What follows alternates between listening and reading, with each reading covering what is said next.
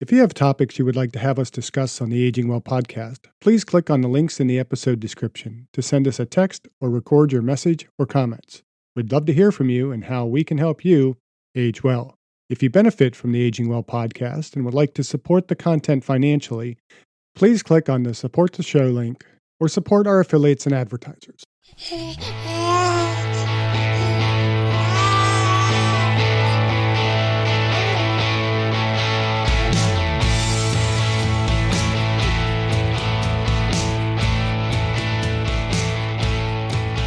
Welcome to the Aging Well podcast. I'm Jeff Armstrong here with Corbin Bruton. In this and the episodes that follow, we will share candid discussions on aging and hear from the experts. We are here to inform and encourage as we experience, well, aging. Are you wasting your time in a gym? Should you be doing cardio or lifting weights to age well? In this episode, we discuss Mark Rippetoe's article, Strength versus Endurance. Are you wasting your time in a gym? And how weightlifting and old age does more than just keep your muscles strong. So we've talked a lot on this podcast about the importance of resistance training. We've talked about having a good balance of endurance training or cardio. But overall, what's really the best thing for someone that wants to do, a good exercise program and not waste their time? So if they want to just kind of get the ball rolling, they want to get in there, but they want to be in and have the most efficiency while working out, what's the best route for them to go? Well, I think, that's a multifaceted question. A lot of it has to do with how much time you have to spend in the gym, what are your goals, and can you potentially compartmentalize that exercise to get the best out of it? And we've talked a lot about the importance of strength training, and I would certainly prioritize that in the gym, especially as we are looking to age well. But a lot of people tend to think cardio is the way to go as we get older, and I think that is, quite frankly, not the top priority as we age. And there's a pretty decent article that Mark Rippetoe wrote it in 2017, and we will put the link to it in the description notes, but it's titled Strength versus Endurance. Why are you wasting your time in the gym? Now, you got to understand that Mark Rippetoe is a heavy weightlifter guy. He's the founder of Starting Strength, so he's all about lifting weights. So a little bit of bias in there, but I don't think it's entirely an unfounded bias.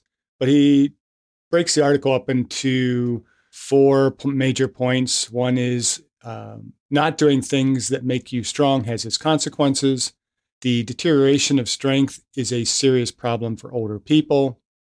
Being strong also requires that you use your muscles in a way that works your bones. And the process of intentionally getting stronger also improves cardiovascular function. So I think we could talk about those a little bit one by one because there's merits and there's things to discuss in all four of those points. What do you think? I think that's good. I think we should kind of dive into that very first thing that you talked about of the consequences that has to do with, going down this journey of lifting. Yeah, not being strong has its consequences. It does. What are some of those consequences? Well, I think the biggest one is that function is going to deteriorate as we age. If you lose strength, you lose the capacity to do things. You lose the capacity to do things, you don't do things, which means you lose strength, which means you lose more capacity to do things, and it becomes this vicious spiral downward toward, frailty and dysfunction. It sounds like you're not going to be aging well for that one, right? Well, I feel like I'm aging well. I don't know about you. Well, if you're not weight training. No, yes. If you're not weight training, I think it is one of the big steps toward really successfully aging well. Okay. So overall, weight training is going to prevent that deterioration of muscle, which is going to allow you to move forward and be a lot more active throughout the rest of your life. I think another point too is, and we've talked about this several times, and we kind of formalized Carmine's Law from Carmine Arpaia. I think it was episode 27 that I interviewed him, but formally published it in my textbook. And so it is now officially a thing, Carmine's Law. But he mentioned that, in his work with seniors, they have kind of phrased it as strength plus posture equals balance. Mm. And for the elderly, one of the biggest issues is the risk of falls.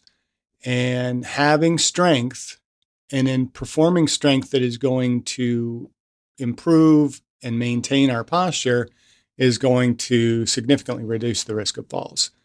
But a lot of times when we approach trying to train for falls, we primarily do those exercises like standing on a Bosu ball or, things that are training balance. And I have little air quotes going there, but not really focusing on strength and heavy resistance training. And I think it's important to get that heavy resistance training in there. And by heavy, I think a lot of people listening to this might be thinking, okay, well, he's talking about 400-pound deadlifts and things like that. And I can never do that as a 60-year-old. And it's like, well, it's heavy for the individual, so it's a heavy overload where it's a higher relative percentage of the maximum that the person can lift. Sounds good. That makes sense to me. Well, what about the myths of, I got to do cardio. Cardio, I'm feeling fat. I'm feeling overweight. Cardio is the best way to do it. We've heard that almost all of our lives. I'm sure you have too. You mentioned in the early phases of the exercise science programs, those gentlemen that kind of started it were so pushing cardio, push. And then they became a lot more frail. I don't know if it's the people who started it, because that goes way back. That's A.V. Hill and, right, Astrand and some of those types of guys. And the pictures I've seen of those early exercise physiologists were, they weren't the bodybuilding type or, strength athletes or anything like that, but they looked relatively healthy as they were older. But I think it was kind of as we got into the 70s and 80s, and as there was that general perception in the medical community that carbs were bad and that for heart health, we had to increase aerobic fitness in order to strengthen and make the heart healthy, which is by all means true. But I think what happened is we got so focused on cardiovascular fitness that we neglected the role that strength plays in cardiovascular fitness.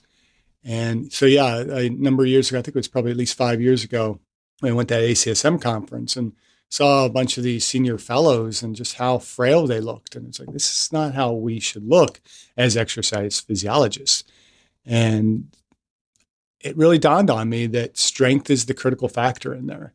And as we start seeing things like, the research done by Tabata and others in Japan, that with higher intensity cardiovascular exercise, we can significantly improve or at least maintain our cardio with minimum amount of time in the gym. And so focusing in on that, I think, is very important, is how can we minimize the time that we're spent doing cardio so that we can spend more of our time focused in on doing the strengthening exercises that are going to make us much more functional. And we also neglect the fact that simply walking and getting more physical activity doesn't improve our cardiorespiratory fitness, but it can help us to maintain it. And it can help us to maintain a healthy body composition. And so there needs to be a balance between those. And frankly, I don't think we need to do, 5-6 days of cardio in order for the heart to remain healthy. We need to do a minimal amount to be able to maintain a healthy performance level. So you would suggest, instead of that 5 to 6 days of cardio, maybe flip that to do resistance training instead? I would. And we'll kind of probably wrap today up with kind of some specific recommendations. But, I generally feel like the more sessions, the better. And I would encourage people to be, rather than targeting, kind of those minimum 3 days a week of resistance training or those who are doing, like 5 days of just cardio, look at doing more sessions, that maybe 2 sessions per day, in order to optimize the improvements in the strength field as well as the cardiovascular muscle endurance field. And so I would encourage compartmentalization of the exercise programming. So let's talk about why the deterioration of strength is such a problem for older people.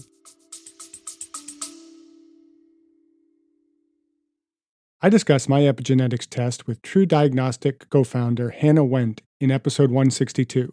Epigenetic testing measures baseline and changes in your pace of aging, giving you the power to steer your anti-aging or health and wellness journey in the right direction. I learned that I am aging well. Click on the affiliate link in the episode description, use the promo code AGEWELL, and receive a 12% discount on your epigenetics test and monitor your pace of aging. Well, there's a lot of things. I mean, first we have just that natural decline in muscle function as part of the aging process. I mean, that's inevitable. I think you see that even in the most fit of individuals, they're going to see some decline in how the muscles function. And we could probably spend hours just talking about the research and the various physiology, but it's not that important to really get down to the microbiology level of it. But well, I think we could, because, you've heard about that old saying, like old man strength, right? Where does that come from? Because at a certain point, I don't know. I see a lot of grandpas, and either their grip strength is really strong, or they just surprise you because you look at them and you're like, there's no way you're going to lift the amount that you're going to lift. And you see them in the gym and they're actually lifting a significantly higher amount than, say, someone in their 20s or 30s, where that strength is at an all-time peak. So where would that come from? Is that just from past training experience of resistance training, and they've accumulated enough muscle strength over the years, and it's just they still got it? Or is it, if you don't use it, you lose it type thing? Or have you ever seen an elderly person enter into the gym and within months significantly start kicking the asses of the 20-somethings in the gym? I've seen it one or two times. Without any prior training. I mean, it's different. You've got some guy that used to be a power lifter or a pro football player or something like that, comes back into the gym, get back in shape. When we start early, there's more research lately that, the ability to utilize mTOR and the things that signal muscle hypertrophy remain. And that's where that idea of muscle memory comes into play. That the earlier that we establish that, and so the earlier we're maybe building up the number of nuclei in the muscles and all those types of things, the better capacity we have to bring back some of that hypertrophy later in life, or to maintain that later in life. So I would say if you're talking to somebody with old man strength, as you call it, you're talking about somebody who has habitually and historically done heavy type of work. And when you're seeing those old guys that have, strength that just doesn't seem normal, or they have extreme grip strength, look back over their history. They're probably somebody who has done a lot of manual labor, farming, outdoor work, construction. They've been an athlete in a sport that requires greater grip strength and muscle use. I would argue they're probably a wrestler. But that all comes from previous training and kind of habitual use of the muscles, as opposed to when we talk about the decline in aging. Now, and I guarantee they're not as strong as they were in their younger years. Right. And so they're still seeing a decline, but because they're using the muscles and they're using them effectively, they are maintaining much better than somebody who either did not initiate a resistance training program as early in life, or have not been as habitual with their exercise, or somebody who has just started exercise. This kind of goes back to what we talked about in a past podcast episode, where the younger you start working out, the younger you start lifting, having that resistance training, you're essentially metaphorically putting your strength into a bank, right? And then the more strength you have, the more you started that savings account when you were younger, the more you can pull out when you're older. Is that kind of what I'm I think getting? you're really married to that analogy, but yeah, I'll take it. Well, let's go off this one. Our bodies are absolutely fascinating, because you had mentioned muscle memory. And it's almost as if, if you've done something in the past and you add that resistance training, or you did a sport back in the day and then you kind of stop and then you start getting back into the swing of resistance training, your body's like, hey, I remember this. I know how to do this. You've put me through this level of stress before. I can adapt. It's kind of like that, right? Mm-hmm. Cool. So in the end, it seems like everyone should honestly be resistance training. Yeah, I mean, It doesn't matter what age of life you're walking down. Everyone should be doing it. that would be my argument. Because like you said, that loss of strength is going to have serious problems. I mean, the risk of falls, the lack of function that we can do. You think of the elderly as they become increasingly frail, their capacity to do things around the house, to, let's say, be able to prepare meals because they can't carry as much groceries, or they can't open a can of something, or they can't open some of these packages that they put food in. Now I have trouble opening, the way they're sealed up, if they can't reach things on a shelf. So food preparation becomes more difficult. You eat worse, and that further facilitates that deterioration. Right. And so the more functional we can be as we age, the more we're going to be able to do, and the more functional we're going to be throughout our lifetime. But, more successful we're going to be aging. Right. Well, I think that, and that's also a huge important factor that I don't think a lot of people realize. You're not just working out to look good, or you're not just working out to lose weight. You truly are working out in a way that you're helping out your future self, essentially, right? Because I don't think people realize the importance of that frailty thing. We all become frail when we get older, but you don't want to be brittle, right? I would not say we all become frail as we age. I think that is a misconception that we have in our society, that that's part of aging, because that's what we see. I don't think you have to become frail. I mean, you've brought up Jack LaLanne many times. How frail was Jack LaLanne before he passed? Amazing. Love that guy. I just saw a photo recently of Sylvester Stallone and Arnold Schwarzenegger. Neither of those guys are frail, and they're well into they got to be pushing 80 now, aren't they? Yeah, but they're up there. Do you think that also has to do with anabolics and? Well, the anabolics have nothing to do with it. Hormone replacement. It's allowed, well, maybe hormonal replacement to maintain that a little bit more, but they're training as well too. Right. So yeah, okay, hormonal replacement might be part of it, but that's going beyond the just simple functional aspect of strength training. In their case, you're looking at a little bit more hypertrophy and those types of things, and maintaining that level of hypertrophy. But that's not what we're talking about here. When we're talking about function and being able to age well, we're not so concerned with the aesthetics of lifting. We're looking for the functionality and the strength that comes from lifting weights. But we are also talking about get it out of your mindset about the frailty, and you can combat that with resistance training. Right. And so by resistance training, you're not just strengthening your muscles, you're also strengthening your bones and how they work and adding longevity to them, correct? Yeah, and I would say for females, if you truly want to age well, start lifting prior to your first menses, before puberty, because there's been a significant amount of research that's shown that's probably the most important thing you can do to significantly reduce the risk of osteoporosis. Yeah. And the more bone mineral density we build up, both as males and females, the more we have to lose. That's, again, your bank account analogy. When you build up bone mineral density, you have more to lose as you naturally lose it as we age. Because we will see, osteopenia as we age. I mean, it becomes to a certain level inevitable, because again, we do lose some muscle mass, we lose some level of function, but how inevitable that is I think largely dependent upon how active we remain. And much of the plots that we see regarding the norms of aging are because people are increasingly inactive.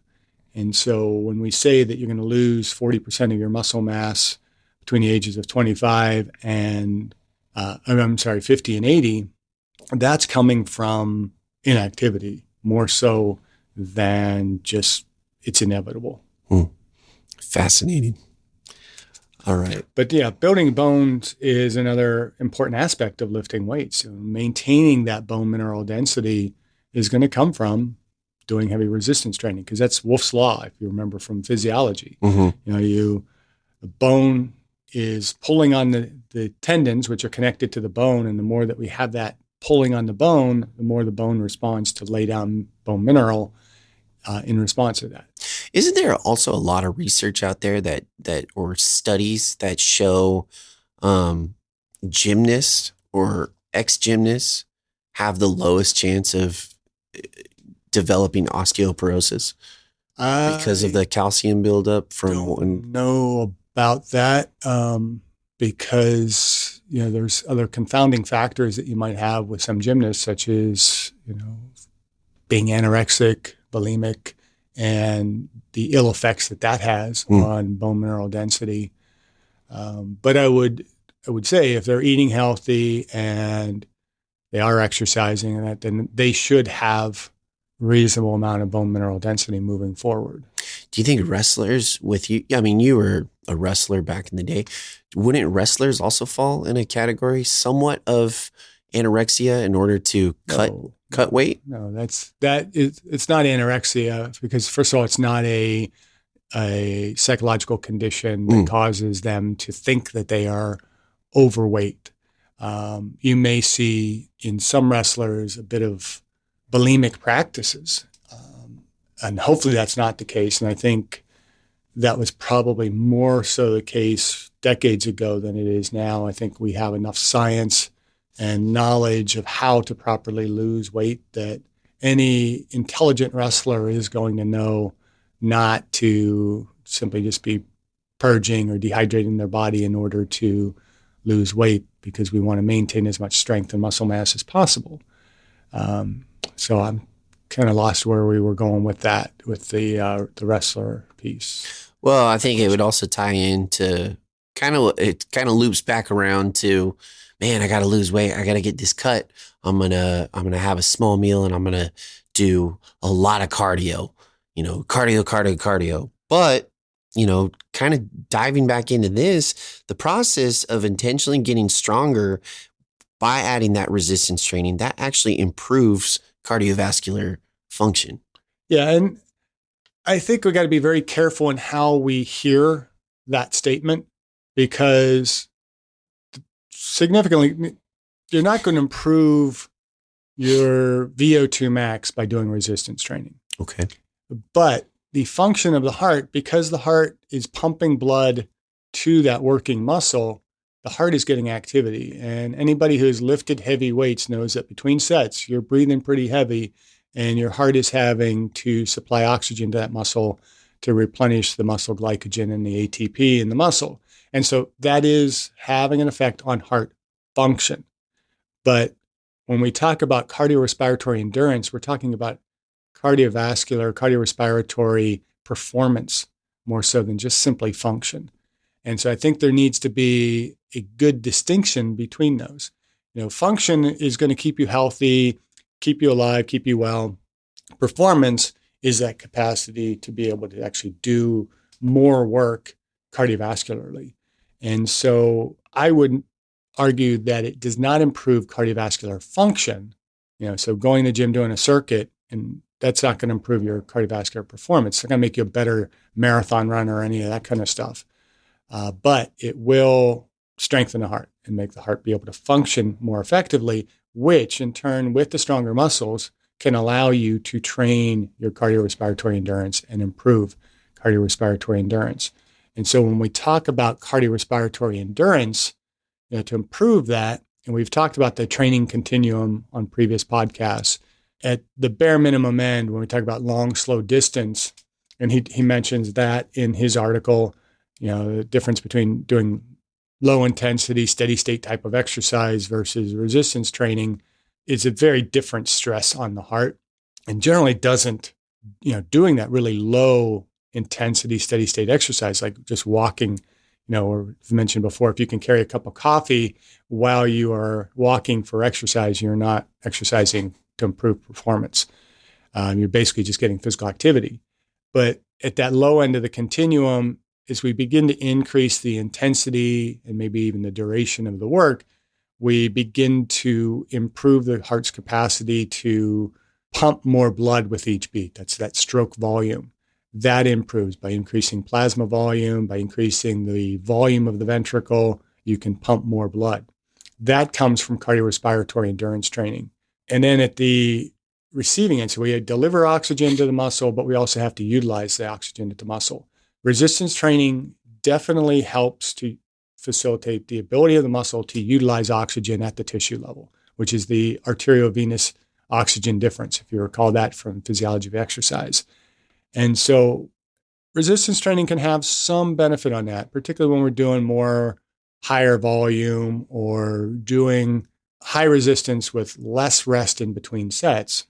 That can help to improve that a little bit. But still, again, specificity tells us that that is not going to be dramatically or as dramatically affected by heavy resistance training as it's going to be affected by more intensive cardiorespiratory exercise. So again, kind of hitting that, pun intended, high intensity interval training type of exercise. So what would be a good balance, right? Because a lot of individuals who are out there and they want to age well. They want to keep up with their grandkids. They're finally at an age where they've retired and they want to travel.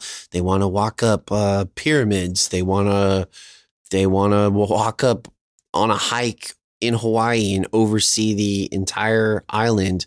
They want to travel. They want to do fun stuff. Where's the balance, right? Where's the balance of them going to the gym, getting that good resistance training, getting sweaty, but not wasting their time? Like what's the main goal? Well, the main goal is to be able to do what they're doing. And if they're doing what they're doing and they're capable of doing it, then they're able to do it. So, is that simple? Yeah, it's kind of that simple. I mean, as soon as you stop doing the things that you want to do, you're going to see a decline in performance. That's the principle of reversibility. And so, again, resistance training is going to be important, but balancing in doing some level of cardiovascular exercise is going to be necessary. And I think that's where a better understanding of periodization comes into play. The idea of specificity. So what we do in the gym needs to be specific to our goals.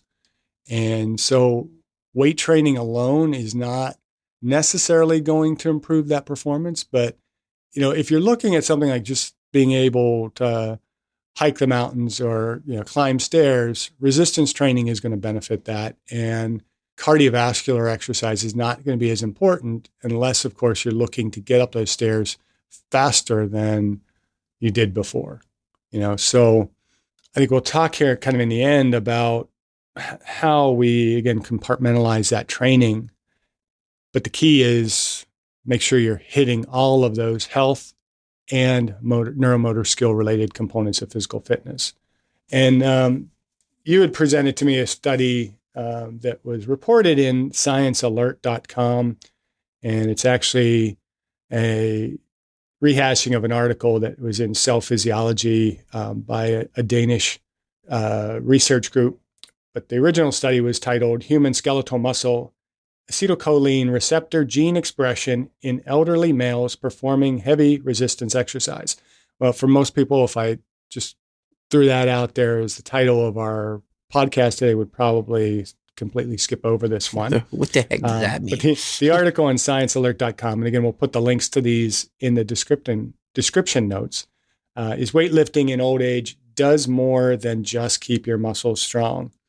And essentially the purpose of the study was to look at whether heavy resistance exercise can modify indices of denervation in healthy older individuals. So that disconnect between the nervous system and the skeletal muscles. And they test a lot of things that have complicated acronyms and are, rather complicated, but they essentially did muscle biopsies at the beginning, at 8 weeks, and after 6 weeks of heavy resistance training in roughly 72-year-old individuals. That was in kind of the mean age of the group. And they basically found that it does support stability of the neuromuscular junction, but they also kind of suggest that a longer time frame is needed for adaptations to be at kind of the protein level. So I would assume they're really talking about kind of being able to see any kind of hypertrophy is going to take a lot longer in the older individuals. But one fault that I kind of see in the study is that they're looking at 72-year-olds. They're just taking a snapshot of people starting their resistance train as they are, already at an advanced age.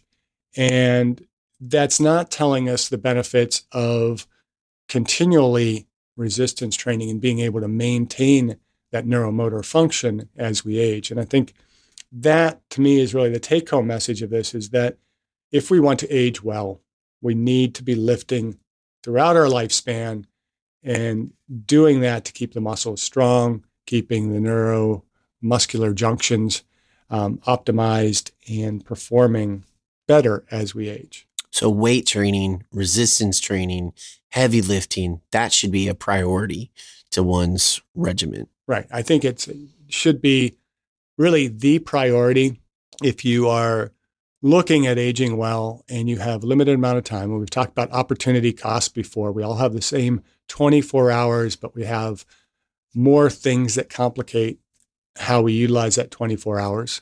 We need to get sleep. And apparently the American Heart Association just revised some of their guidelines to say now that for heart healthiness, we should be getting 7 to 9 hours of sleep per night, which I think is a Let's little much. Let's just go with the healthy medium of 8, back to 8. I'm still more with the Arnold Schwarzenegger, if you're sleeping more than 6 hours, sleep faster, right? But yeah, it's 7 to 9 hours. I mean, I think it's almost impossible for most of us to get 7 to 9 hours. It really comes down more to a quality of that sleep. We can be in bed for 9 hours, but that's not meaning that we're getting good quality. And I think the longer we're sleeping, the more likely we're really sleeping that long because we're not getting good quality sleep. But anyhow, getting the rest, a certain number of hours are going to go into sleeping. We need to eat, and we need to eat without being on the rush. So sitting down, eating our meals slowly and enjoying the food, allowing that food to be digested. Then we have work in there. And then, there's going to be a certain amount of time required for activity and entertainment. But we need to really look at what are we using the rest of that time for. If I'm spending hours on social media or watching TV and doing all those types of things, then you can't tell me you don't have time to exercise. So etch out that time in the day to be able to work out at least one session per day. And I generally recommend first thing in the morning, because then there's no excuses. You get up early, you do your workout, and then you go about your day. Nothing's going to deter you from getting your workout in. If you plan for the afternoon, things can happen that might deter that. And so I generally recommend as high priority strength in the morning, although not necessarily the most optimal time, especially as we age, for lifting in the morning, because we have those aches and pains, and our body's generally going to say, I don't want to do this. And we just have to talk ourselves out of it and go do it. We may not get as much performance in that early session as we might get if we worked in the afternoon, but you're going to get it done. And if you get it done, you get the benefits of it. And then try and work cardio into the day. Increase our physical activity throughout the day, but try and just have a separate session later in the day for cardio. Now, if that doesn't work and you have to go to the gym, you can only go once, then you need to do more of a hybrid training or, a combination of the two. You're not going to get as much benefits in the long term, but you're going to get benefits. And again, we're not looking at training for high level of performance. And so if you have to do both in the same session, I generally recommend weights first, then cardio. That's also going to play a role in your hormones as well. Like resistance training first thing in the morning is going to spike your testosterone levels, whether you're a male or a female. And then in return, that's going to boost your metabolism. That's going to give you way more energy throughout the day if you do that resistance training first thing in the morning. There's a lot more benefit to that first thing in the morning resistance training. I know. I mean, I think applying any sense that there is more benefit at one time of day versus another time of day really just kind of muddies it all. I mean, most of the literature, there's differences in this versus that, and you can make arguments for both aspects. So from my perspective is don't worry about all the little minor issues regarding what your hormones are doing this time of day versus that time of day. Just do the damn workout and you'll get the overall benefits. You might not be quite as much, but we're not professional athletes. We're not professional bodybuilders. At least that's not the general population that we're presenting to here. We're just looking at people who are trying to age well. And age well, it's just a matter of just doing what you need to do to benefit the physiology in the body. And don't worry about, I read on, the internet that if I don't work out at this particular time, my hormones are going to be out of balance and I'm not going to get as much gains. And just do it. Right.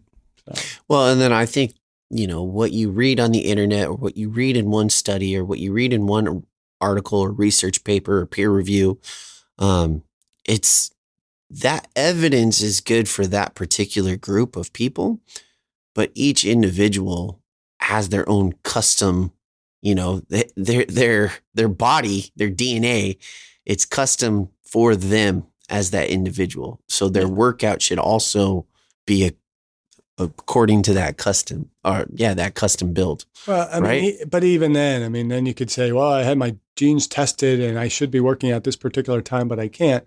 Again, that can get all muddied. And we spend a lot of time in researching the very fine points. And, what's the result? We have 23% of the population that are meeting the minimal physical activity guidelines. So It's like, okay, all that research isn't doing squat. If we just need to get people doing it. And if it works for you, then keep doing it. If you find it's not working, then make the adjustment to get the results that you're looking for. And just as time goes on, keep refining what you're doing to keep refining your results. And there's no science in that. There's science in it, but it's a bit more of the art of exercise prescription and exercise training. And, the science is important, but the science gives us the foundation for the choices that we make, but we can't get all wrapped up in it because a lot of the science is, performed. Like this particular study was done on a group of 38 healthy 72-year-old men in Denmark. Well, people in Denmark could be very different. 72-year-olds in Denmark could be very different than 72-year-olds in the United States. Even within the United States, different states, different regions of the country, people are all very different. And, you also have ethnicity differences and so many other things. And so they basically just compared those 38 men to 20 healthy comparable men that didn't exercise. And those were the results they got. It was a 16-week study. You go 20 weeks, you might see even better results. And so when we look at some of these academic studies, we have to realize that there are certain limitations to them and that the generalizability is somewhat specific to the group that was tested, but we can begin to kind of gain a little bit of that information, see how it works for the population that we are dealing with. And in this case, we're dealing with older adults. My recommendation for older adults wanting to age well is to start that resistance training early as you can. Don't wait till you're 72 to start resistance training. But if you're 72 or if you're 74 and you've never lifted before, that doesn't mean it's too late. Just do what you can do now in this moment. You can't change the past, but you can affect what you're doing this moment to age well from this point on. Solid. What a great power locker room speech to end today's episode on. Yeah, I mean, that's my big point is do not delay. But I'd also say, we got to consider don't ignore the diet. Right. We've been talking about the activity itself, but diet comes into play there as well. We got to have a healthy diet. We need to really focus on protein. And, we've only kind of skimmed the surface, I think, in some of these podcasts on the role that protein intake plays on preventing sarcopenia in older adults. And we need, ideally, I would recommend about 1 gram per pound of body weight. Evidence is probably, you can get by with it's probably as low as maybe 74 or 0.74 grams, anywhere from 6 to 8 grams per pound of body weight. But that 1 gram per pound of body weight is pretty easy to do the math on. And so get your protein, get good quality protein, and that's going to benefit you as well. So it's a matter of, if we're talking about wasting time in the gym, do the critical things. And I think we'll have in some upcoming podcasts, we'll talk a little bit more about some of the specific exercises that we can do. I just read one this morning, a paper from Men's Journal, that it was the 30 best back workouts. Forget if it was for hypertrophy or for whatever it was, but whatever, it's the 30 best. It's like, really 30 best? It's like you're up to a number of 30. You're covering basically all the exercises you could possibly do. And as I went through it, it was actually, there was probably 3 different deadlift variations in there. Deadlift, you have the snatch grip deadlift, you had Romanian deadlifts. It's like, okay. So basically, you want to get to that? Let's go back to our basic 5 exercises and some carries in there for core and doing some, solid kind of core work. And you can, with 5 basic movements in the gym, and if you do even a split routine where you're going, 6 days a week to the gym, or even, fewer than that, even 4 days, but splitting that and doing those movement patterns at least twice a week, you're going to be seeing benefit. And it doesn't take long. You do maybe 3 sets. You can get through a workout in a half hour, 30 minutes, half hour, 30 minutes. That's the same thing. 45 minutes. And you could tack some cardio on the end of that, a quick high intensity interval type of workout. And you can be in and out of the gym in an hour. And you're not going to see huge benefit, but you're going to see benefit. So if you have not started lifting, get to the gym or get some home gym equipment and start doing it and age well. Age well. Thank you for listening. I hope you benefited from today's podcast. And until next time, keep aging well.